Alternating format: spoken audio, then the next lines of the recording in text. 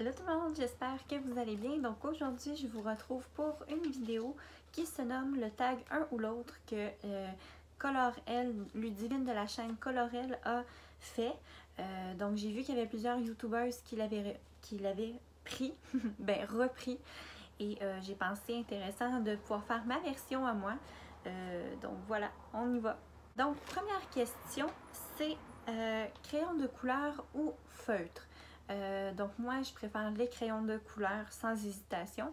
J'aime bien les feutres, mais seulement que pour les coloriages mystères ou des petits coloriages pas trop compliqués. Ouais, mais j'aime mieux les crayons de couleur. Si je regarde en bas, c'est parce que j'ai mis les questions en dessous. Alors, question numéro 2, Prismacolor ou Polychromo? J'ai juste les Prismacolor scolaires, donc je ne peux pas comparer les Prismacolor premiers.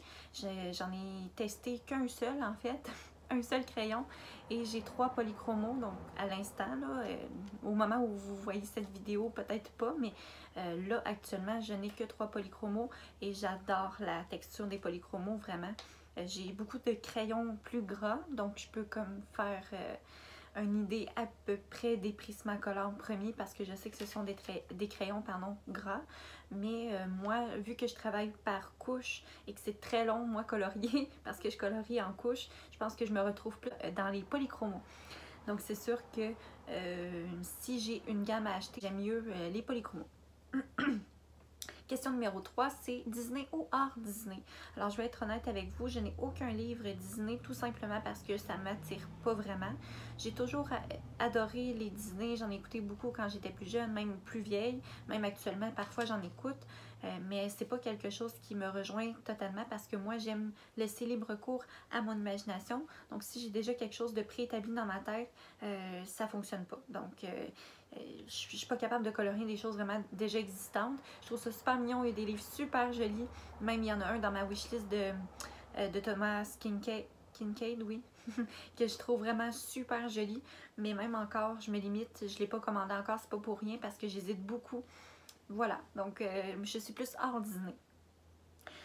Question numéro 4, Facebook ou Instagram? Instagram, vous le savez, j'ai une page Instagram. Facebook, j'aime un peu moins ça, j'en ai un personnel, mais c'est tout. Tout simplement parce que Instagram, c'est fait pour les photos, puis c'est ce que j'aime publier. Voilà, donc c'est Instagram. Une question numéro 5, Pinterest ou imagination? Donc, ça rejoint un peu le contexte du Disney. Je me fie qu'à mon imagination. Par contre, sur Instagram, des fois, je vois des choses qui peuvent m'inspirer.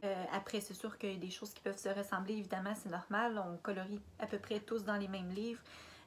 Mais personnellement, je préfère piger dans mon imagination. Puis, si je regarde trop des choses sur Instagram ou Pinterest, peu importe d'où vient la source, je vais avoir tendance à pas aller de l'avant puis pas laisser libre cours à mon imagination. Je peux prendre quelques idées, mais pas de là à vraiment puiser mon imagination à l'intérieur.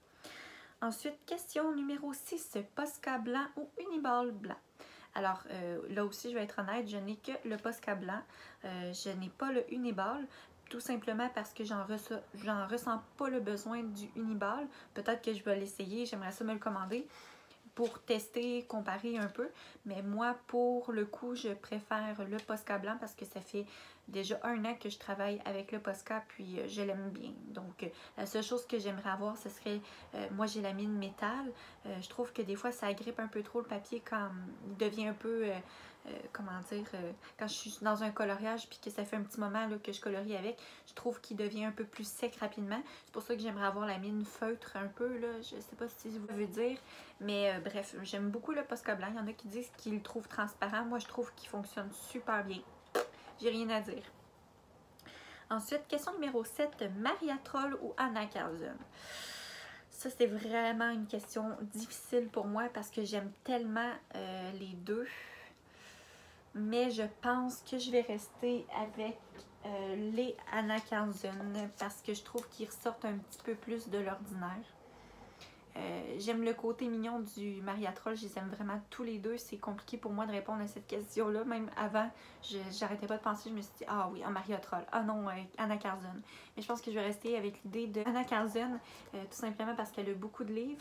Puis même s'il y a des choses qui sont récurrentes dans ces livres, même si je les adore, là, mais des fois ça vient récurrent, je préfère Anna Carzun dans son style d'illustration. Question numéro 8, Hachette ou carré bloc. Donc comme je vous disais tout à l'heure, j'ai pas de Disney, alors je peux pas répondre à cette question-là, je suis désolée. Ni la 9 qui est affiche mythique ou scène culte, j'en ai pas, donc je peux pas répondre, je suis désolée. Ensuite, 10 Pixar ou Disney. Là, je vais répondre, même si j'en ai pas, je vais me contredire, mais quand j'étais plus jeune, j'ai toujours préféré les Pixar. Donc, surtout un qui m'a gravé, c'est Une vie de bestiole. Je sais pas si en France on dit Une vie de bestiole ou c'est Les petites bêtes, je sais pas. Mais c'est l'histoire des fourmis là, dans la fourmilière, il y a les sauterelles et tout et tout. Ça, je l'ai adoré, je l'ai encore en vidéocassette là, chez ma mère. Je l'aime beaucoup, puis il m'a resté gravé dans la tête. J'aime beaucoup les pensées qu'il y a à l'intérieur.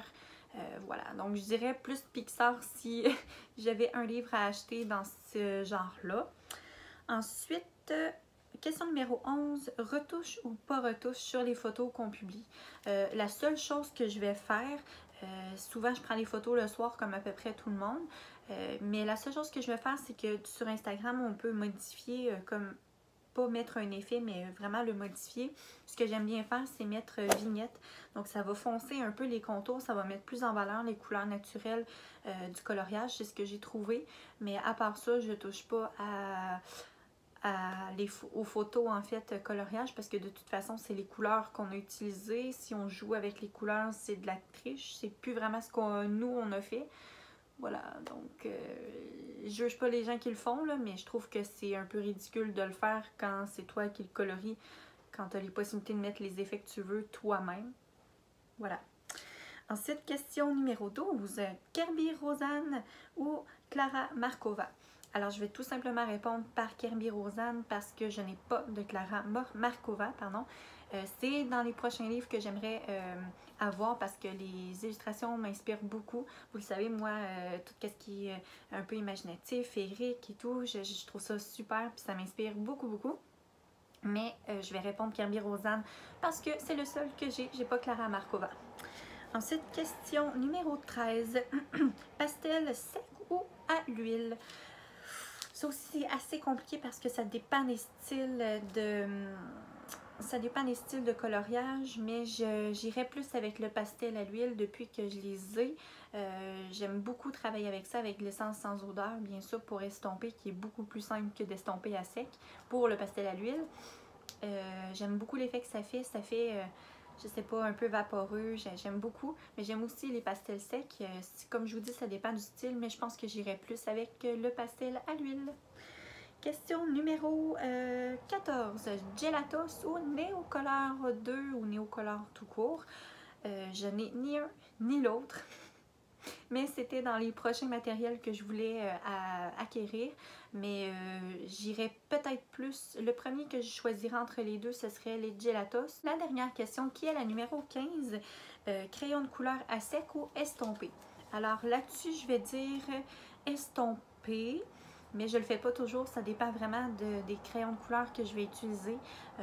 Je sais que les Derwent Pro Color que j'ai, je les aime beaucoup, mais une fois estompés, c'est encore mieux. Les Prismacolor Scholar que j'ai, j'aime pas les estomper à l'essence sans odeur. Je trouve que ça enlève beaucoup la pigmentation du crayon. Tandis que les Pro Color, les Derwent Pro Color, ça augmente un petit peu l'intensité de la couleur. Donc ça varie vraiment, mais je vais quand même pencher vers estomper à l'essence sans odeur pour les crayons de couleur pour ce côté-là. Donc, c'est pas mal ce qui complète le tag un ou l'autre. J'espère que la vidéo, vous l'aurez trouvée intéressante malgré que j'ai pas tout le matériel nécessaire pour le tag. Mais c'est pas grave, j'ai fait du mieux que je pouvais. Alors, merci beaucoup d'avoir regardé la vidéo. N'hésitez pas à mettre un petit pouce bleu pour me dire si vous avez aimé. Et nous, on se retrouve bientôt dans une prochaine vidéo. Bye tout le monde!